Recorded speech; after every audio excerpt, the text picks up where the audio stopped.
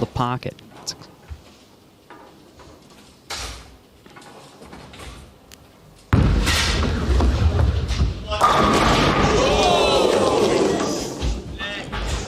The first to blink is the world champion. Well, this is absolutely shades of Richard Teese from last evening when it seemed Richie could do no wrong. This ball looks to be perfect. It just deflects, leaving the 8-10.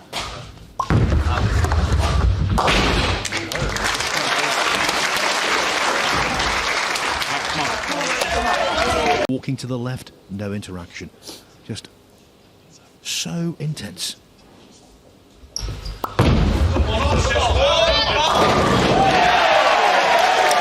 Jesper Svensson, the big Swede, the pride of Team Pergamon. Everybody at John Scott's Arena up on their feet, rooting him on from back home. This is why you create a 575 rev rate to open the lane up like that. Look at those eyes. He's very happy with that result.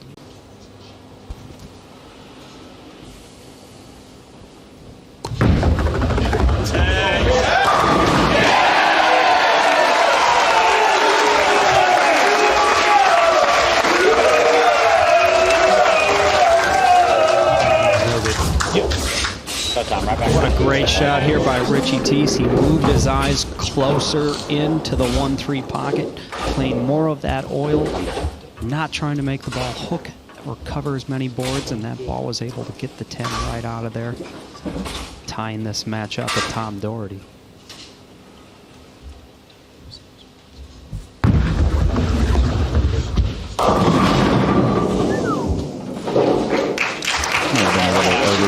From the last one, a little further in the fifth frame, and there just looked like it got a little slow, a little left on that one.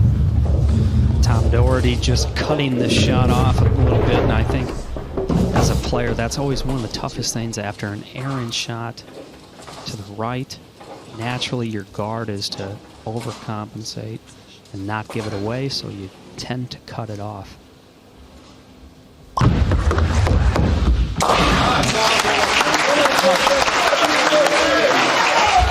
With only one frame left. Very important he strikes here.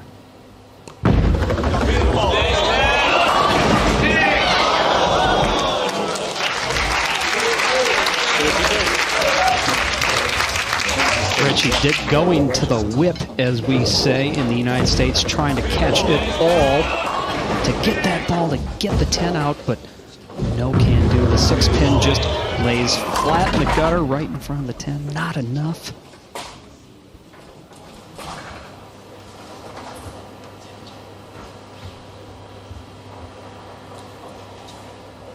Very, very important to make this spare. And that sets up the 10th frame. Tom strikes. The USA wins. If not, the door is back open for Europe. And at the end of this evening, when that curtain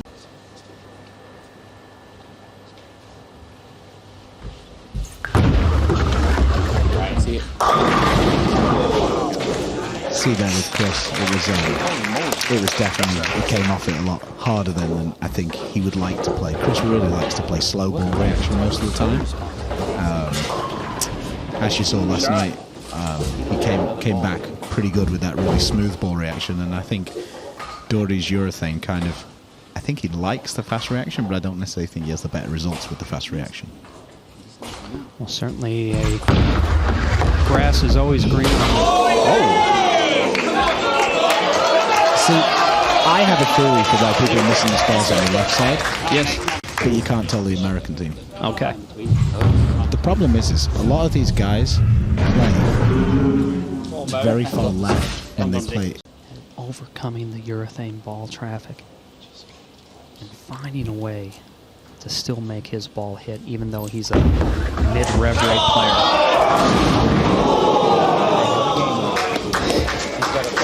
Now then. Yeah, that was I just feel like he's not slightly as far enough left as I think he needs to be. Like, he can still be in that zone on the lane. He just needs to open up his ankle in the front. Like, Yeah.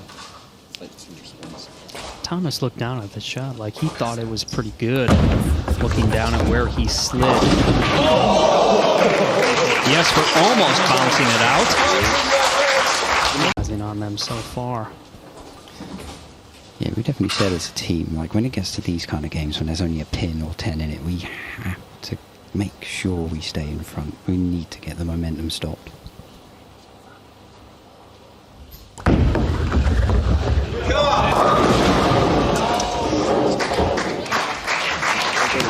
You know, Richie, I can empathize with what Thomas is feeling right now. He feels if he gives the ball slightly away to the right, it doesn't get back through the pins. If he tries to shut it down, keep it in front of him, he knows it's going high. It's a very tough place mentally to be in as a player. Yeah, he's just in that in-between zone. Like, it feels like if he's going to make a big jump, like I'd say a good 3 or so, make it so they can work for this game and not be given to them. I think so. I just don't know. So. Yeah.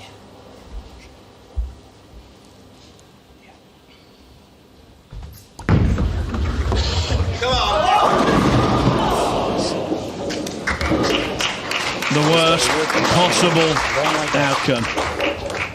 Well, this pretty much just puts it out of reach for the Europeans here at a really inopportune time. Thomas makes a very good move, a very good shot, creeping in high, paying the ultimate penalty with a 4.79. It's going to take some artistic measure by Svensson. Not to be, and this match is over. Make good winner. Yeah, open frame, closed out. That's basically the story. Yeah, if anything, I just feel like... See what I mean? If Thomas got that strike, I didn't think that Tom was going to strike. So I felt like it would have been real close, but it's just really unfortunate that... That's the start you're looking for if you're Dom Barrett. Chris Barnes is going to have to be on his best here. I think we can safely say that was not one of his best. I was in the stands as a fan in 2019 at the Mandalay Bay when Oscar Palermo put one in the gutter, and I thought there for a fleeting second we might be seeing a repeat. This is an interesting strategy by Chris. We see him using a hustle wine, which is a lower end, less reactive bowling ball. I guess he's trying to use speed and touch to navigate this pattern, but a really tough open frame there, especially in the count department. 6 pins up on the deck. Chris only managing to get 1. Yeah, we kind of walked through that strategy. You know, just his heavy ball roll, it's very end over end.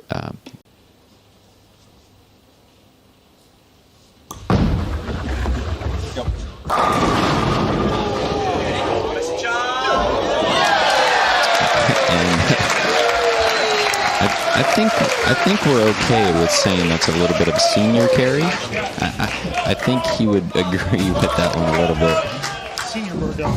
Yeah, as you just mentioned here on the mic, yeah, a little senior bird dog. But I was mentioning to him earlier, I was like, you know, with Doherty on the team, he's kind of Ever seen, and those fundamentals have got him back to within 1 pin of Dominic Barrett with just 3 frames left, and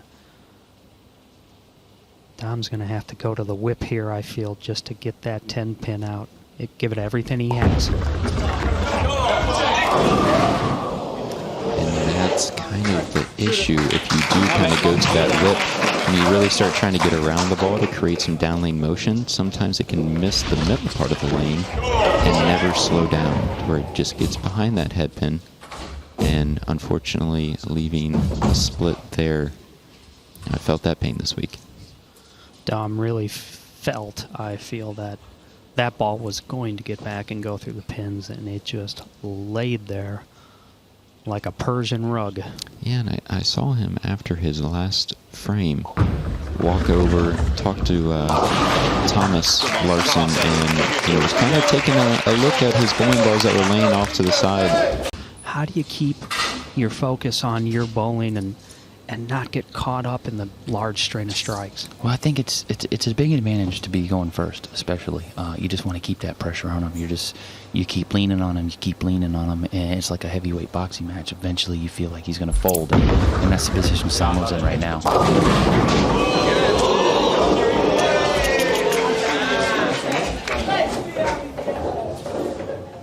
And that's the one that gets us in trouble, I think. Again, like I said, he's not 100% sure, and so he kind of went a little flush, so he probably moved off of it, and he didn't throw his best shot. If he would have stayed where he was, he would have been okay, but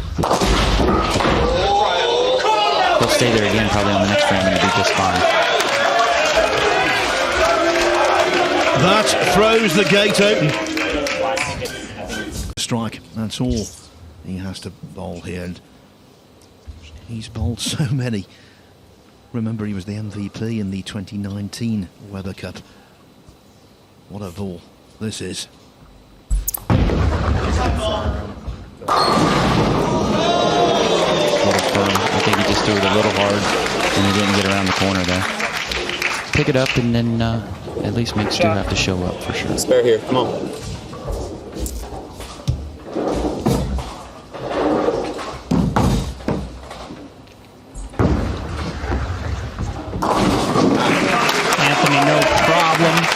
On the 10, that gets the Americans to 257. The situation is simply this: a mark of any kind gets a much-needed point for the Europeans, and they have tethered their entire hopes to the hefty shoulders of Beef Stu Williams, who has just been somewhat unshakable this entire game as he has delivered 7 strikes, out of 9 attempts. Looking to add one more. I always felt, Tom, if you needed a mark, a strike was the best kind. You don't want to shoot at that one down there all by itself. You'd rather knock them all over right now, for sure. Absolutely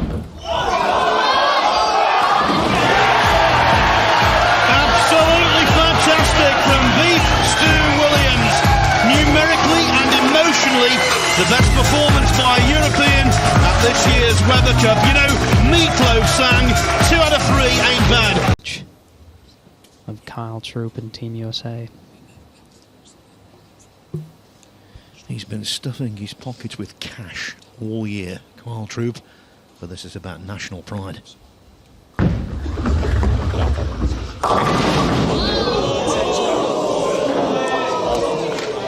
Oh, dear me. Yeah, that looks like he tried to get hold of that. Just that pitch too much. Didn't get quite as far right as the last, I'd say, 2-3 shots that he's thrown, and it just picks up that little bit too quick, faced up the wrong way. Kyle trying to lean it ball. He's trying to lean that ball off to the right, but no can do. The ball goes right through the face, leaving the 410. Not to be. This is absolutely huge, I think, And snug this match up.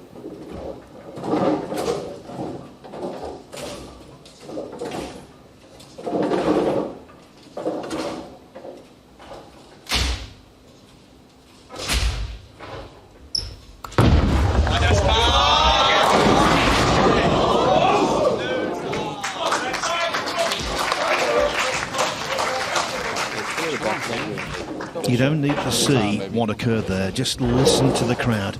Muted. Just Jesper knows off his hand. That is not a good shot. He was hoping to get away with 9 or better, but instead he is left with 3 sleeper 9 filled. This spare can be very difficult on this pattern for even a man with Jesper's wear rate, because he's electing to throw a urethane bowling ball, which does not hook a whole lot down lane. It is going to be very imperative for Jesper to make sure that the ball can still drive through the 3 into the 9. incredibly difficult, if not impossible, for the Europeans to take this point.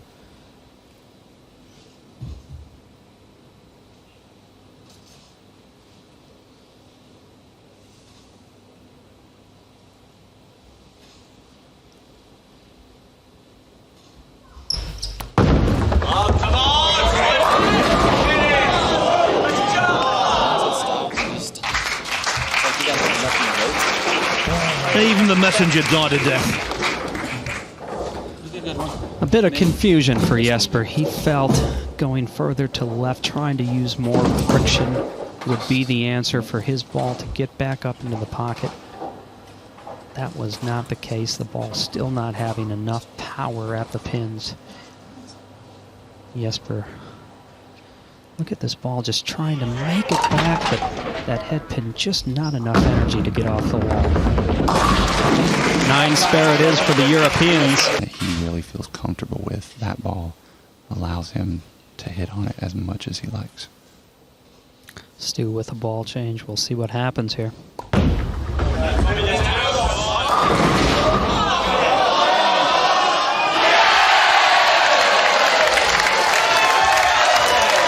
there he goes. You can see he went to an asymmetric pearl cover, so he just changed the cover stock, changed the core a little bit, but the pearl cover really saves the energy for a little bit down the line. And that was just enough energy to tip the 10-pin over. Pick that out, Stu. Pick it out. Wow. Look at that reaction. He's like, come on. Thank you, mate. Each of this incredibly talented American team.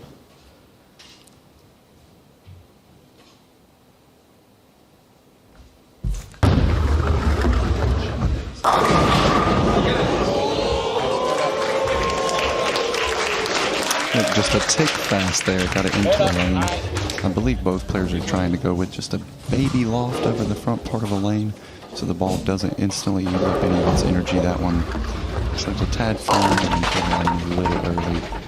And you can see that burn up reaction, the 6-pin just falling into the gutter again.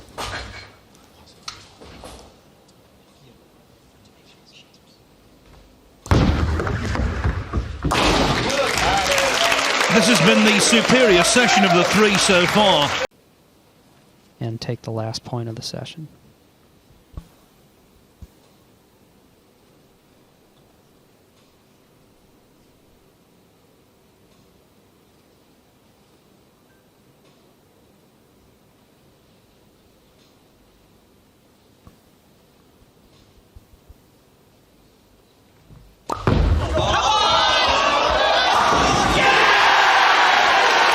Silence replaced in the blink of an eye by a deafening roar from this Morningside massive. Boy, what a great shot after that week 10 in the 9th. Richie steps up, does exactly what he needs to do, puts it back all on Chris Barnes.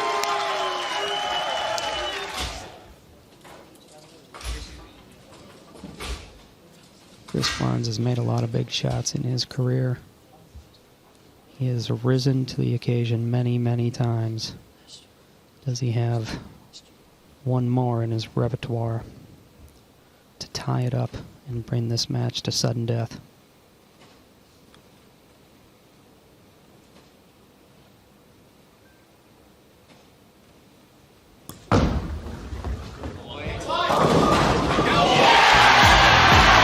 What a conclusion to this afternoon session.